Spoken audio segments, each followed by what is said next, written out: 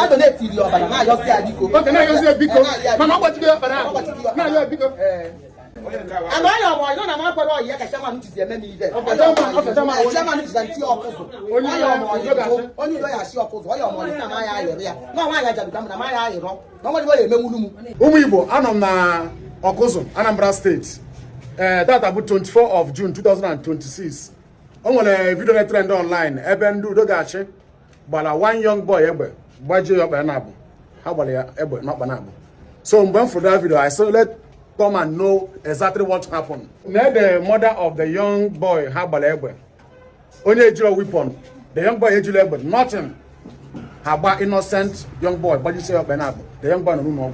So what happened? Can you family nwago please? Emekwa nwa m bụ na anọ m n'abịa na-ele abịa mekata agbava ọsọ na nkwụ sị ka ebe na-eme mmadụ kpọọ m sị m bịa na ndị udo ya achị na-eti nwa m nwoke nke ịbụa ive na ọgbata ebe nwanne m nwaanyị mpụta ebe chairman vigilante Okuzu ụlọ ebe mụ na nsị achị ka ebe na-eme va ruo almost 4 or 5 boys na-eti ive ndị na-apịa isi mma ndị na-egbu ya mma na-apịa mma ebe ma na-apịa m isi onye nke ọ gwara egbe nke ọtọ ya ebe na-eti chidaga ebe na-eti ebe na-apụ ya isi na-apụ ya ọlịla mma mata na-asị achị ka ebe meni onyere m ọnụ mkpụrụ etu na-asị achị daga mkpa ka ikwu ite ka mmadụ na-eme one small boy so ndị vigilante ma amụla na ntụgbolo na-abụkwa m na ebe na mụ nwee dazi ada mụ adochie anya azụ sị kebe na-amalị m ụla ebe mme gị ọsọ m etibigolo ọgwụ owo n'onu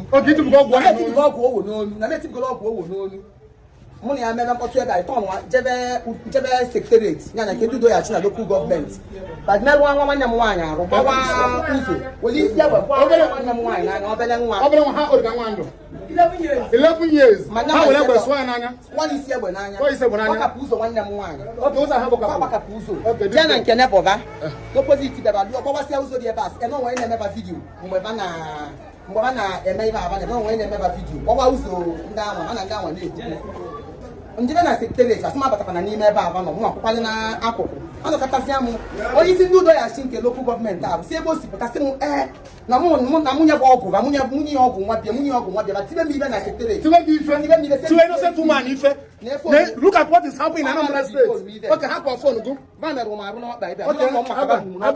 Look at what is happening. Before now, Natazi, abune vabu kula na voka na nke ndị udo ya achị babajie nwa m nwoke ọkpa na abụ ọnụ ụmụ ọkụkịta iche ngosikwa unu vidiyo yes I'm with the video otire ebe ogbori ibe oji basi ya na ọ ga na-emebisi ya na ekata kedu ibe mebi na ekata so nwere ibe mebi da ba mee ka agba anya ebe akwụkwọ eli ya pụba chama mesedu ya jebe ụlọ ọgwụ wee na-asị ya nye naanị ibe ọkwa ibigo tịta ka nke sọrị n'ọnya donate iri ọbara ya donate iri ọbara na ayọsi ya biko okay na ayọsi ya biko mana ọgbachi ọbara na ayọ biko and all your boy no na ma kwere oyi ka chairman ti eme mi ive chairman vigilante Okuzu only do ya shi Okuzu oyo mo ni na ya ayere ya no wa ya jadu na ma ya ayero no mo di bo emenwulu mu biko okay onye ka ha mere onye nke arụ na ọ na agba gbakasị egbe ka ndị ala ka gbara and anụ m na egbetụrụ many people ndị agbatụrụ ndị ọkara ndị egbetụrụ buru ibu and onye nke bịa come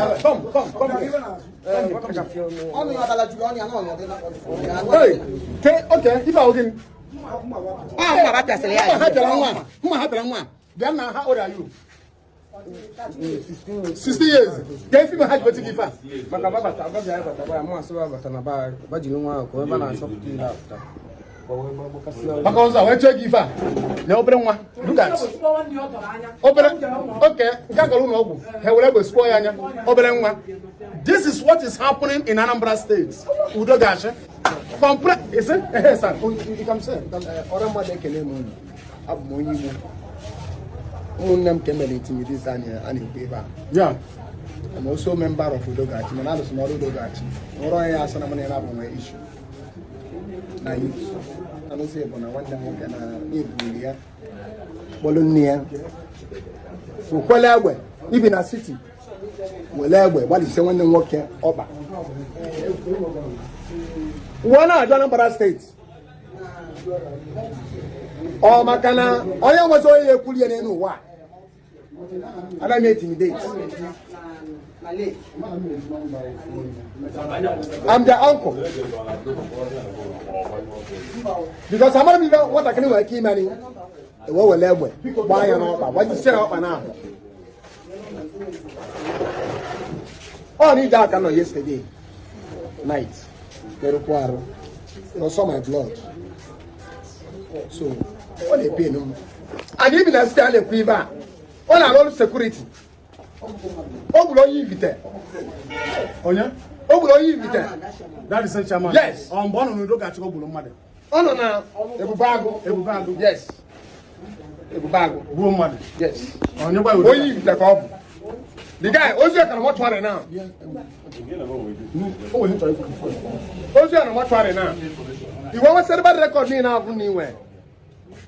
The son of Yana Quiva now, we are in the court. and they eventually kubo. Mommy, I need the justice. Yes. Because or they not suppose ndai wele egwe. Why is innocent boy? Why you panabo? What I can actually egwe. Ojiro weapon. Not obo no dey zoshi. Why innocent person egwe? Why you panabo? Nobody will talk. Government will not even talk. Government will not even talk. This family need justice because if I do go too much in Anambra State, I do go too much in Anambra State. So this family need justice. I'm telling you the truth. I'm going to that hospital about that young boy now. I'm going to that place. So all the Igbos, Anambra people, let's stand up. If I do not say Anambra State and go too much, I'm not against them to do their work. But if you are doing your work, do the right thing. MSF people intimidation. Stop killing innocent people. Stop making innocent people bad. It's too much in Anambra State. And all this nonsense must stop. All go too much. So this family needs justice. And the government will not even do anything. Open and one governor. Over drop an abu. Get him governor again, man. Thank you. The only do not catch it. Can't I do a mark or something like that? Open on one more take over drop. Now, what will you do? It's evil. And this evil must stop. Thank you. People. Now, this is our brother. All this is our brother going in. You do gashi. But drop an abu. Apart, there was a man. Day before yesterday. So it started on 24th of June 2026. So 2 days ago, different. I don't know how look at the condition. Actually, this innocent boy. And the governor will not even do anything. They will pretend that they are not seeing all this thing that is happening in Anambra State. That is the problem. The young boy will be suffering. And the government, our politicians, they will be rejoicing. Wicked generation. So my brother, because I'm a minding on pen now, I'm a man on pen. Can you brief the reason when I had to back away? No, my yard. Dear. One of my brother, Balos Batan. Sina the way I say. But I'm sure my brother also from Umpo. Shubatia Beba. You are Shubat in Beba, Boba Buzuba. Boa buzo, tive uma na vida, aquele mora, mas chule, tive vida. Okay, two months different. Tive vida, mas was small boy, no. Yeah, they said the same thing. Mas Spania banon. Sai banon no abo. Quando uma casa ni me va brilha. My mother, one small boy ara kam, na kwa viji. Walola. My mother. What's my mother la? My mother we balola. My grandma was segura, we na young people, na young people. Because was my mother one lawyer, my grandma. What's my grandma? My grandma. I got the man. Also, no man, lawyer, I was seeing you work. We were not no. When it's not an easy, and not no one guy upon I was not your man on me more. But as an can division, Maliga man, Mama Mommy Mola. I can do what I'm doing, my brother. No, come on, come back. Okay, come on, give back. Came my famous mommy go. Come on, woman. No, the process can assist like was you. You shall only be and assign for the like money. Então já estamos falando vamos usar isso. Mama vai não banqueiro. O banqueiro não bancar. Vamos usar, vai ver. Sai banqueiro. Okay, so banqueiro. O mama vai não banqueiro. Como vai dizer isso? Mas also, campus sair de quem passa de isso? O mama vai. O mama vai baga, não vai baga, não deu baga total do almost more disease. Mas isso é muito bom. Não importa, my brother and Kento. Yes, Afro. My senior brother, Kento Madu, Naka. So, Uwibo, Akona Afugo, Onendu Dogashi, Sibaji, this young boy over. innocent boy will not do anything. They came to their compound. How can you do that? She will case with your brother. Okay, they have this with his mother. So along the line, the two of the young boy, two of many people prefer that place. Along the line, this young boy, Mazi Femele, how did you want me? Obo no, go to mommy. Can't you speak out? Yaka this boy nebu. For why this young boy Banana? Why you gonna Banana? This is what is happening in Anambra State. Ndu Governor Soludo Batananye. Native every day. Some people are now saying, Nana Governor Soludo Mba. Look at what is happening to this young boy now. How many months or years can this boy have in a condition now?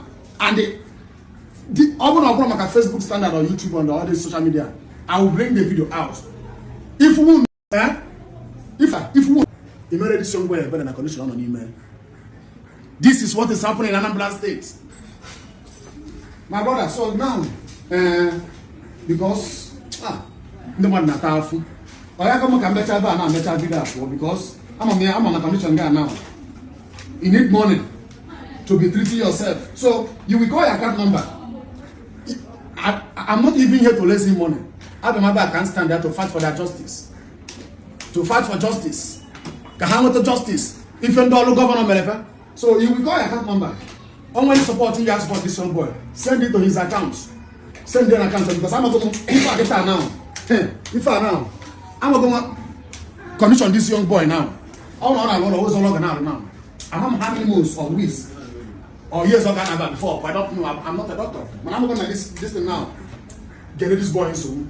So my brother, boy, I can't remember. So we go. Anything he want to send to him. Go on and somewhere because Governor Soludo will not even do anything. They will not even do anything. Oh, we're going to know where this kind of cases. Government don't care. They don't even care. So my brother, call your account number.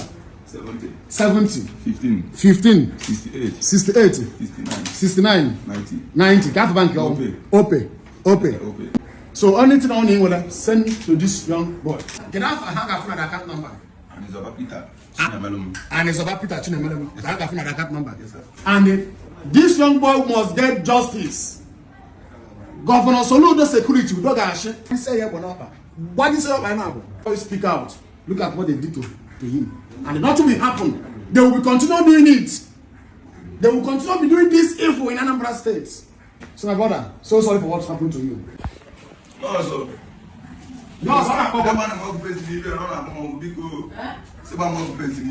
by your person, I feel for Biko.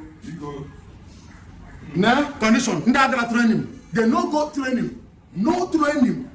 Anybody have to Tina security be able. And now where they how? Innocent people anyhow. The government will not do anything.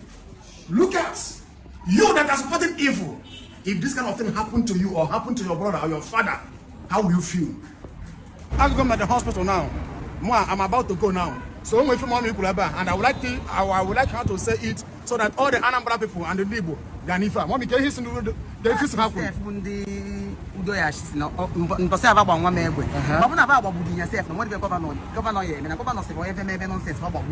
So Governor Sulu go for any nonsense about way.